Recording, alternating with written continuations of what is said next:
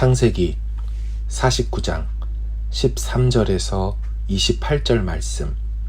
스불론은 해변에 거주하리니 그곳은 배 매는 해변이라. 그의 경계가 시돈까지리로다. 이사갈은 양의 우리 사이에 꿇어 앉은 건장한 나귀로다. 그는 쉴 곳을 보고 좋게 여기며 토지를 보고 아름답게 여기고 어깨를 내려 짐을 메고 앞제 아래에서 섬기리로다. 다는 이스라엘의 한 지파같이 그의 백성을 심판하리로다. 다는 길섭의 뱀이요 샛길의 독사로다. 말굽을 물어서 그 탄자를 뒤로 떨어지게 하리로다. 여호와여, 나는 주의 구원을 기다리나이다. 갓은 군대의 추격을 받으나 도리어 그 뒤를 추격하리로다. 아셀에게서 나는 먹을 것은 기름진 것이라. 그가 왕의 수라상을 차리리로다. 납달리는 노인 암사슴이라. 아름다운 소리를 바라는도다. 요셉은 무성한 가지, 곧 샘 곁의 무성한 가지라. 그 가지가 담을 넘었도다. 활 쏘는 자가 그를 학대하며 적개심을 가지고 그를 쏘았으나 요셉의 활은 도리어 굳세며 그의 팔은 힘이 있으니 이는 야곱의 전능자 이스라엘의 반석인 목자의 손을 힘입음이라. 내 아버지의 하나님께로 말미암나니 그가 너를 도우실 것이요 전능자로 말미암나니 그가 내게 복을 주실 것이라. 위로 하늘의 복과 아래로 깊은 샘의 복과 젖먹이는 복과 태의 복이리로다. 내 아버지의 축복이 내 선조의 축복보다 나아서 영원한 산이 한 없음같이 이 축복이 요셉의 머리로 돌아오며 그 형제 중 뛰어난 자의 정수리로 돌아오리로다. 베냐민은 물어뜯는 일이라. 아침에는 빼앗은 것을 먹고 저녁에는 움킨 것을 나누리로다. 이들은 이스라엘의 12지파라. 이와 같이 그들의 아버지가 그들에게 말하고 그들에게 축복하였으니 곧 그들 각 사람의 분량대로 축복하였더라. 아멘. 살아계신 하나님, 오늘 이 새벽 아침에도 잠든 저희를 깨우시고 주님의 말씀 앞으로, 주님 존전 앞으로 불러주셔서 감사합니다. 이제도 야곱의 유언을 통하여서 하나님께서 우리에게 주시는 음성을 듣고자 합니다. 우리의 미래와 우리 자손들의 미래를 주님 손에 맡겨드리며 오늘을 사는 우리가 어떻게 주 앞에서 살아가야 될지 말씀을 통하여 교훈을 얻는 시간이 되게 하여 주옵소서. 여러 기도의 제목과 형편들 속에서 나와왔습니다. 건강의 문제로, 관계적으로, 또 재정적으로, 신분적으로 미래에 대한 하나님의 인도하심을 구하는 주의 백성들마다 하나님의 선한 인도하심을 경험하고 돌보심과 힘주심을 체험하는 복된 인생들 다 되게 하여 주옵소서. 예수님의 이름으로 기도하옵나이다. 아멘. 오늘 본문은 나머지 8개 지파에 대한 야곱의 유언 내용입니다. 우리 짧게 하나씩 살펴보기를 원하는데요. 먼저 스불론 지파입니다. 13절. 스불론은 해변에 거주하리니 그곳은 배 매는 해변이라. 그의 경계가 시돈까지리로다. 아멘. 이는 축복의 유언입니다. 그런데 좀 이해가 되지 않는 면이 있습니다. 왜냐하면 스불론이 나중에 제비 뽑아 받게 되는 지역은 내륙 지방인데 야곱의 유언에서는 해변에 거주한다고 말하기 때문입니다.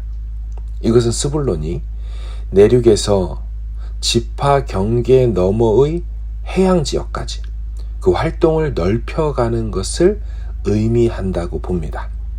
후에 모세도 신명기 예언에서 스불론은 밖으로 나감을 기뻐하라 라고 말해주지요. 이와 같은 축복의 예언을 해줬습니다. 그 다음은 이사갈입니다. 14, 15절을 보면 이사갈은 양의 우리 사이에 꿇어 앉은 건장한 나귀로다. 그는 쉴 곳을 보고 좋게 여기며 토지를 보고 아름답게 여기고 어깨를 내려 짐을 메고 앞제 아래에서 섬기리로다. 아멘. 이사갈에 대한 유언은 그리 축복적이질 않습니다.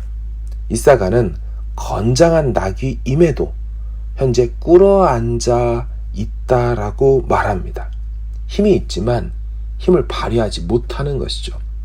그리고 짐을 메고 압제 아래에서 섬긴다고 되어 있습니다. 좋은 표현이 아니지요. 성경에서 이사갈은요, 매우 희미한 지파로 남아 있습니다. 가나안 정착 직후의 일을 회고하는 이 사사기에도 이사갈 지파에 대해 거의 언급하지 않고 있습니다. 힘은 있지만 그것을 발휘하지 못하는 압제 속에 섬기는 그런 지파로 나와 있죠. 그 다음으로 단 지파입니다. 야곱은 단에게 두 가지 복을 빌어줍니다. 16절, 단은 이스라엘의 한 지파같이 그의 백성을 심판하리로다. 아멘. 여러분, 단이라는 말의 뜻이 심판하다라는 뜻입니다. 그 말처럼 이스라엘을 정의로 다스릴 거라고 말을 하죠. 단은 모든 지파의 모범이 되는 삶을 살고 지파들 사이에서 빚어지는 소송들을 판결하게 되는, 심판하게 될 것이라는 예언으로 받고 있습니다. 두 번째 복은요, 단이 원수들에게 당하고만 있지 아니하고 대항하고 공격할 능력을 가질 것이라고 말합니다. 17절, 단은 길섭의 뱀이요 샛길의 독사로다. 말굽을 물어서 그 탄 자를 뒤로 떨어지게 하리로다. 아멘. 이렇게 길에 숨어있는 뱀, 샛길의 독사처럼 심판하고 공격하는 단의 모습은 후에 사사기에서 단지파에서 나온 사사, 유명한 사사죠, 삼손을 통해 성취됩니다. 그런데요, 여러분, 특별히 야곱이 단에게 축복하고 예언하다가 잠시 기도를 합니다. 이 장면이 특이하죠. 18절을 보십시오. 여호와여, 나는 주의 구원을 기다리나이다. 왜 야곱이 단 지파에 대한 말을 하면서 이런 기도가 불쑥하게 되는지 모르지만, 여기서 말하는 구원이라는 단어는요, 성경에 처음 등장하는 장면입니다.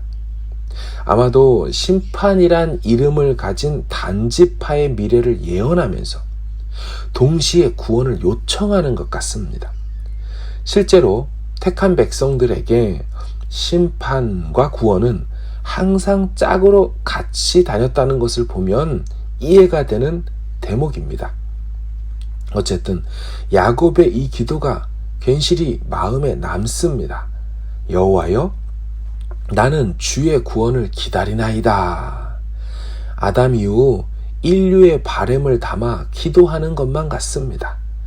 단이라는 이름이 가진 심판처럼 심판 중에도 구원을 요청하고 있다는 것 같다는 말씀입니다.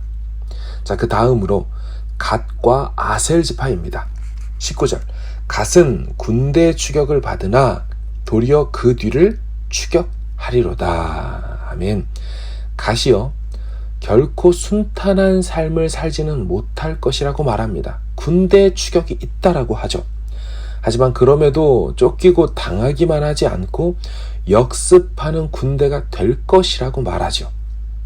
실제로 갓 지파는요, 암몬 족속들, 모압 족속들, 아람 민족들, 아수르 민족들, 5개의 민족들의 침략을 여러 차례 받은 것으로 성경에 나옵니다. 그럼에도 이들 중에는 용사가 많이 있었습니다.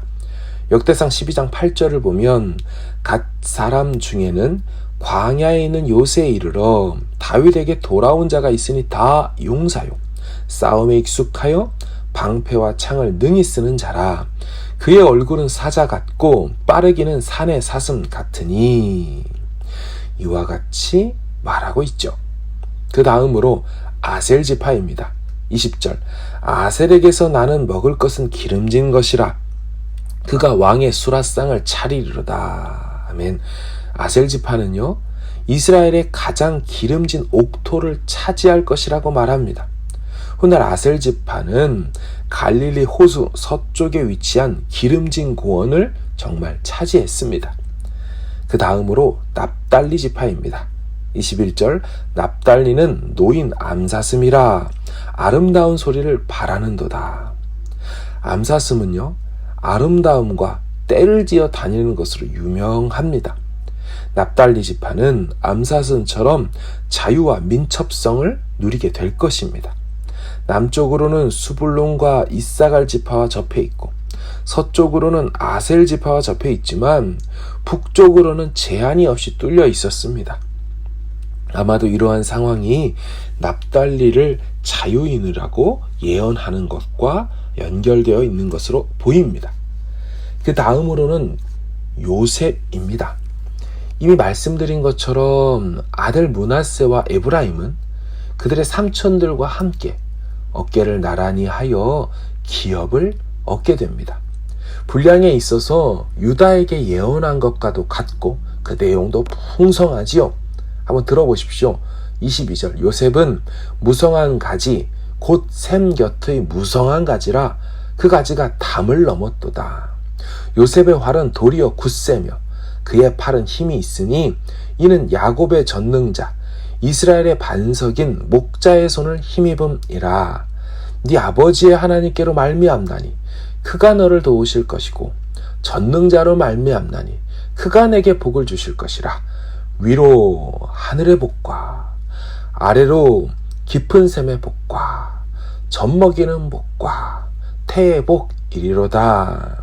내 아버지의 축복이 내 선조의 축복보다 나아서 영원한 산이 한없음 같이 이 축복이 요셉의 머리로 돌아오며 그 형제 중 뛰어난 자의 정수리로 돌아오리로다. 아멘. 역시 요셉입니다. 하나님에 대한 표현이 남다르지요. 전능자이신 하나님, 반석이신 하나님, 목자 되신 하나님이라고 막 표현되어 있습니다. 그 하나님이 도우실 것이고 전능자가 복을 주실 것이라고 하죠. 위로 하늘에서 내리는 복, 아래로 깊은 샘에서 솟아나는 복, 젖먹이는 복, 태의 복, 복이요 연속으로 시리즈로 쏟아지고 있습니다. 마지막으로 베냐민이죠. 27절 베냐민은 물어뜯는 일이라. 아침에는 빼앗은 것을 먹고 저녁에는 움킨 것을 나누리로다. 이 베냐민 지파는 공격성이 좋다라고 말하죠. 후에 사사 왼손잡이 에웃이요 베냐민 지파에서 나왔습니다. 그가 정말 비둔한 에글론에게 찾아가 단칼에 습격하여 찔러 죽이는 용사가 된 것처럼 베냐민은 정말 물어뜯는 이리와 같습니다. 역대상 8장 40절을 보면 이런 말씀이 있어요. 올람의 아들은 다 용감한 장사요 활을 잘 쏘는 자라. 아들과 손자가 많아 모두 150명이었더라. 베냐민의 자손들은 이러하였더라. 아멘. 용사들이 있다는 거죠. 말씀을 마무리하면서 오늘 본문 마지막을 좀 읽기를 원합니다. 28절이죠. 이들은 이스라엘의 12지파라. 이와 같이 그들의 아버지가 그들에게 말하고 그들에게 축복하였으니 곧 그들 각 사람의 분량대로 축복하였더라. 아멘. 뭐라고 합니까?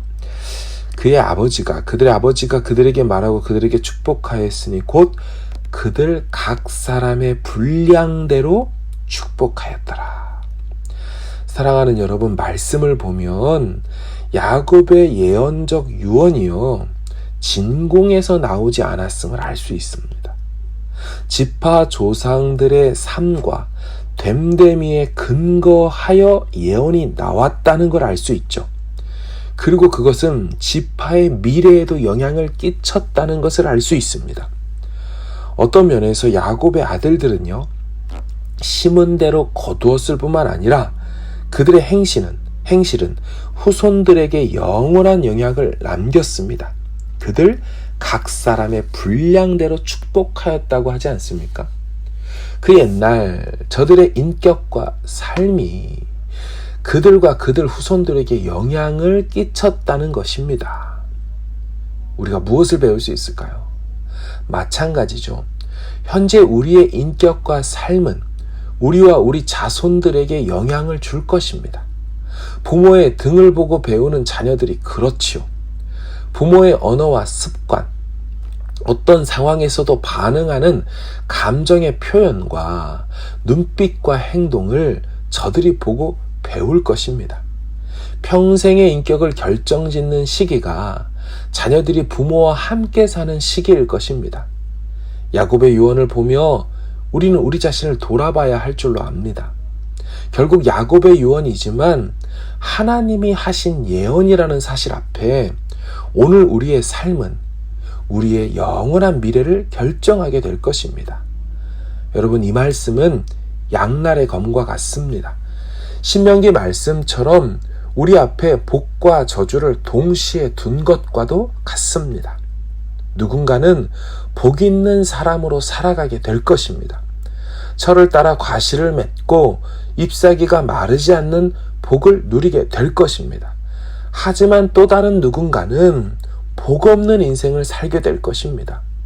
성경의 믿음은 모든 자의 것이 아니라고 하신 말씀처럼 오늘 우리의 선택이, 오늘 우리의 믿음이 우리의 미래를 결정짓게 되는 것입니다. 타고난 천성과 기질, 주어진 환경으로 인해 좌절하고 안 된다고 하지 말고 얼마든지 그리스도 안에서 우리에게 주신 성령님의 도움을 의지하며 나아간다면 주 안에서 우리의 삶은 요셉 지파처럼, 유다 지파처럼 복이 될 줄로 믿습니다. 사랑하는 여러분, 기독교는 운명론에 동의하지 않습니다. 기독교는 숙명론이 아닙니다. 하나님이 주권을 가지고 계시니 우리는 해봐야 소용없다, 이런 식의 세계관이 아니라는 것이죠. 그런 태도는 동양 철학에서 나온 것입니다. 오히려 기독교는 섭리로 설명할 수 있습니다. 후에 시간이 지난 다음 비로소 우리 편에서 알게 되는 하나님의 계획하심과 목적과 성취하심이 있지만 그것을 이루시는 과정에서 하나님은 당신의 목적을 이루어 가실 때, 당신의 복을 우리에게 내려주실 때 우리의 부지런함과 수고와 헌신과 이 땀과 눈물을 귀하게 사용하신다는 것입니다. 여러분, 생각해 보십시오. 어찌 주를 위해 열심을 품고 섬기는 자들과 영적으로 아무것도 하지 않는 자가 동일한 삶을 살 수 있겠습니까? 어찌 새벽마다 아침마다 기도와 말씀으로 하루를 시작하며 엎드려 간구하는 인생과 할 것 다 하고 잘 것 다 자고 하나님을 의지하지 않는 자의 인생이 같을 수가 있겠습니까? 성경은 그런 것으로 동일하다라고 말하지 않습니다. 하나님이 우리에게 요구하신 열심을 품고 주를 섬기라는 말씀 기억해야 할 줄로 믿습니다. 로마서 12장 11절 이하 뭐라고 말합니까? 부지런하여 게으르지 말고 열심을 품고 주를 섬기라. 소망 중에 즐거워하며 환난 중에 참으며 기도에 항상 힘쓰며 성도들의 쓸 것을 공급하며 손 대접하기를 힘쓰라.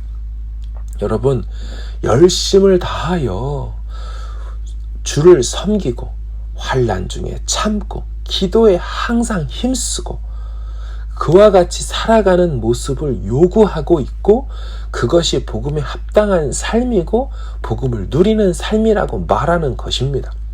고린도전서 15장 58절을 보십시오.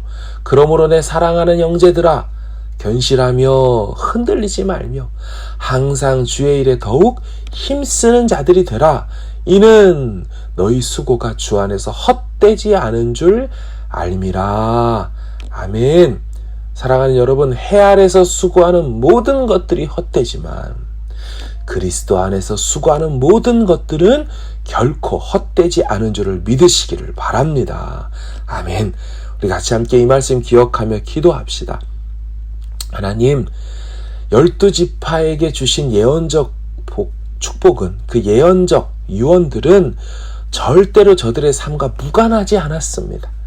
하나님, 마찬가지로 우리가 다 예수 안에 택함받아 구원을 얻게 되지만 구원 얻는 자의 이 땅에서의 삶의 모습은 우리의 믿음과 우리의 헌신과 수고에 따라 그 믿음의 삶의 질이, 영적인 삶의 수준이 결정되는 줄로 알고, 또한 천국에 들어가더라도 그 상급을 받는 것에 있어서는 우리의 이 땅에서의 삶의 모습이 유효하게 다 반영되어 하나님이 상을 주신다고 하는 줄로 믿습니다. 결코 주 안에서 헛되지 않는다는 것을 기억하며 우리 하나님 앞에 오늘도 성실하게, 오늘도 신실하게 나아갈 수 있는 주님의 백성들 다 되시기를 주의 이름으로 축원합니다. 말씀 기억하며 가지고 나오신 기도 제목으로 주님 앞에 나아가길 주의 이름으로 축원합니다. 함께 기도하겠습니다.